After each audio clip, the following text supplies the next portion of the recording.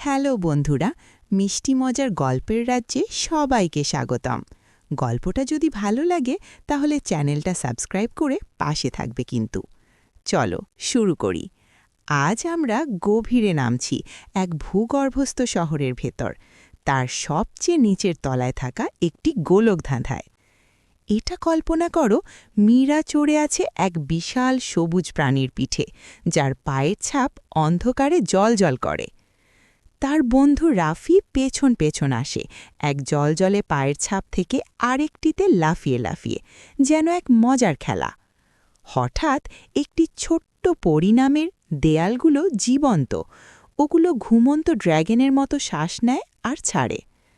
তারা এসে পৌঁছায় ৩ ভাগে বিভক্ত এক মোড়ে। বাঁ দিকের পথ থেকে পিৎজার গন্ধ আসে, মাঝের পথ ভেজা পাথরের মতো গন্ধ ছড়ায়, আর ডান দিকের পথ থেকে আসে মিষ্টি ফুলের সুবাস। রাফি নিজের পেটের কথা ভেবে পিৎজার পথ ধরে দৌড়ে যায়, কিন্তু গোলকধাঁধা হেসে ওঠে আর পুরো করিডোর ঘুরিয়ে দেয়, ঘুর ঘুর করে, আর তাদের আবার পাঠিয়ে দেয় একেবারে শুরুর জায়গায়। এইবার মীরা ফুলের পথটি বেছে নেয়। গোলকধাঁধা শান্ত হয়ে যায় আর একটি সুন্দর ফুলের দরজা দেখা দেয়। ভেতরে ছোট ছোট সিঁড়ি পাক খেতে খেতে ওপরে উঠে গেছে, যেখানে বাতাসে ঝুলছে একটি মাত্র চাবি।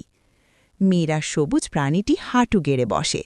মীরা তার গলায় উঠে শরীর টান টান করে শনিয়ে চাবিটা ধরে। গোলকধাঁধার দেয়ালগুলো তালি দেয় আর একটি গোপন বেরোনোর পথ খুলে যায়।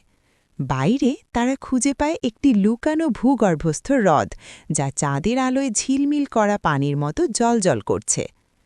যদি এই জাদুকরী অভিযান তোমার ভালো লেগে থাকে, তাহলে আমাদের ইউটিউব চ্যানেলটি সাবস্ক্রাইব করতে ভুলে যেও না, আর আরও গল্পের জন্য ফেসবুকে আমাদের ফলো করো। পরের বার আবার দেখা হবে।